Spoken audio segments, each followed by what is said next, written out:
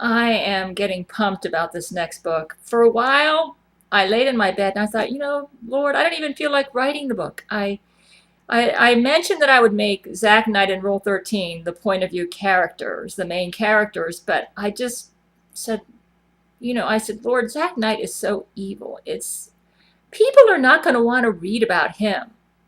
I mean, even I don't want to go deep into him. And I said, I got to do something different. I can't get excited about this next book. And if I can't get excited about it, it's not going to be a good read. Because if the writer is not excited about what she's writing about, it will translate to the page. The reason this book is a page turner is because I was excited when I wrote every page. And I was following good writing craft. Jesus has given me some excellent advice for the next book. He said, when you do a news report and you share specific chat logs or journals, it makes things accurate in terms of events.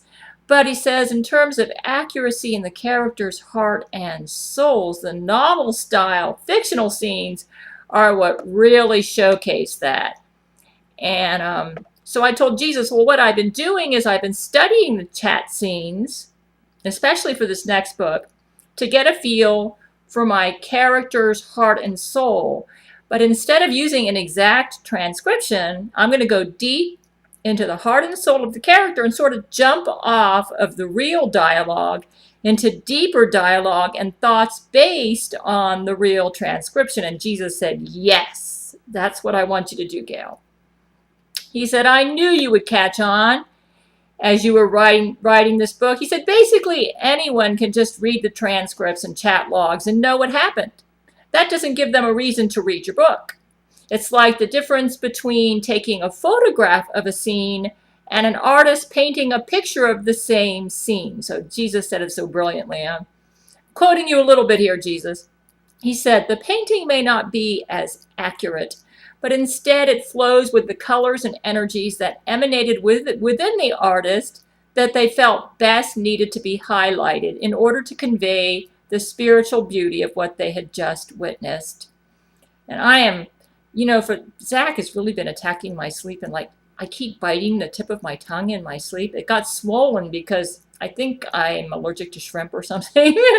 And I had a bit of a swollen tongue. And then Zach put pollen in the air, and I was so headachy, I felt nauseated.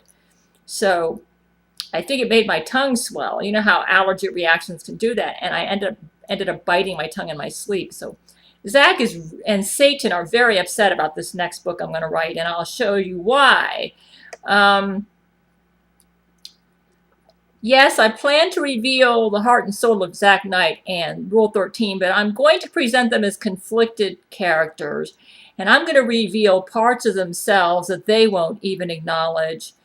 And I'm hoping to reach some Jesuits with this book that I'm writing. And Jesus likes it that those are my motives. But I also have another motive, and this is kind of a surprise, which I wasn't expecting. I asked Jesus, I said, Jesus, how accurate have my depictions of Satan been in my writings, like in this book here and the one that I'm writing right now? And you know what Jesus said? He said, oh, they're great.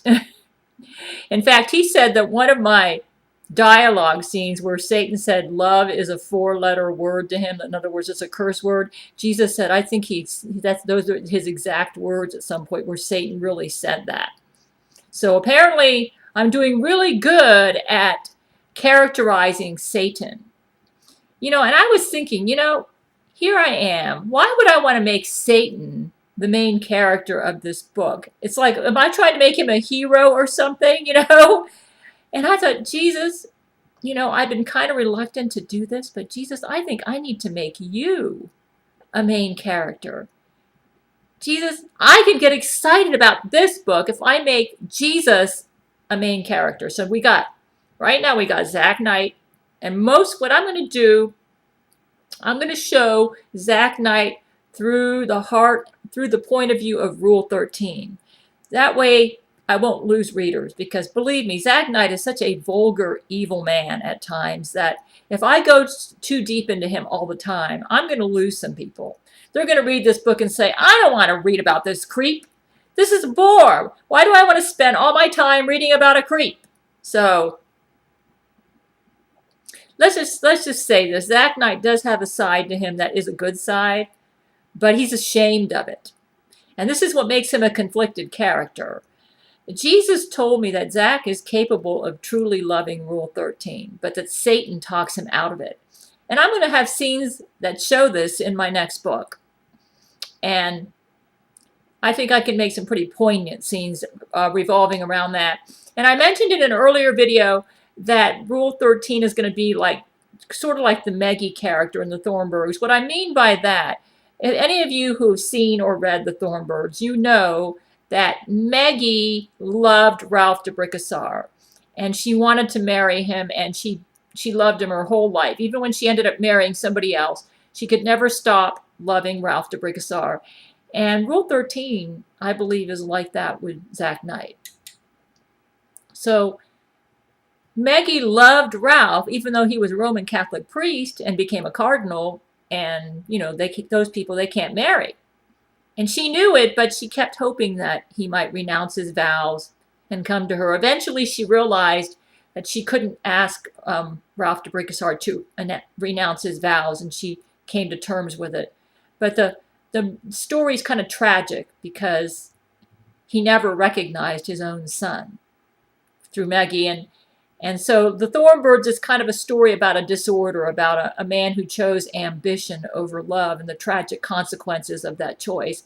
And my next book's going to be sort of like that, where Zach Knight is a man who's chosen ambition over love. And I'm going to be exploring the tragic consequences of that choice, and how he could find true love with Rule 13 if he would quit fighting his heart and quit listening to Satan. So I will be exploring that in the next book.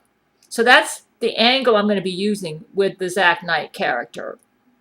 It's not completely like Ralph de Bricassart, because Zach Knight's more evil than Ralph de Bricassart. So I need to be careful when I go into him that I do it more through Rule 13, who's a more sympathetic villain, should I say. Rule 13 is a beautiful woman, really. And I'm going to be showing a side to her that she probably doesn't. She wants the world to see, but yet she's scared to let the world see. But which I'm going to give her a fair hearing and show why I am BFF, or best friends forever, with Rule 13. She has a side to her that is quite heroic and vast, and which I will be exploring in the Forbidden Abyss. But, you know, I've decided also to make Jesus, you know, I thought if I'm going to make Satan a main character, and I've already just about finished the first chapter, and I said, I need to make Jesus the main character. I said, this is a book I can get excited about. Say, what do you mean Jesus the main character? That means I'm going to make him a point of view character. I'm going to, for instance, I'm going to show scenes, like say maybe where Brent Spiner's going through a struggle, and I'm going to show how Jesus is feeling about what his children are going through and what people are doing to them and what he longs for and what makes him sad and what makes him happy. And I'm going to be going into the heart and soul of Jesus Christ in this next book, very much more so than I did in the first book. The first book, I just put transcriptions of what he said, and that was kind of like taking a picture of him, but not putting the ebb and flow of the feel of his heart and his soul. You know, Jesus Christ has done spirit to spirit loving with me in the past year, and he's communicated with me in a language that's beyond words when he's done so. And I'm going to try to bring some of that into this book and let everybody feel the heart and soul of God and Jesus Christ. He's pretty awesome. And the way I'm going to make it interesting is I'm going to show how Jesus almost gets depressed when he thinks that Satan has more followers than he does. And I'm going to show that in this book. Satan defames Jesus to the world. And I'm going to show that in this book. So I'm really excited and honored. I went to God in prayer. I said, Jesus, I don't know if I should do this. It's like I'm treading on holy ground here. What if I misrepresent you? And it was like his still small voice said, no, you're going to do just fine, Gail. I have prepared you for this. I've given you brilliant intuition. Please go into my heart and soul. And go past the transcript and just put the feeling, the ebb and flow of everything that you sense about me. So that's what I'm going to be doing for the next book. I think this next book is going to be just as great as this one. I'm excited. See if I can get out of here now. Satan's blocking this. He hates this book. He hates it. Jesus is one of the most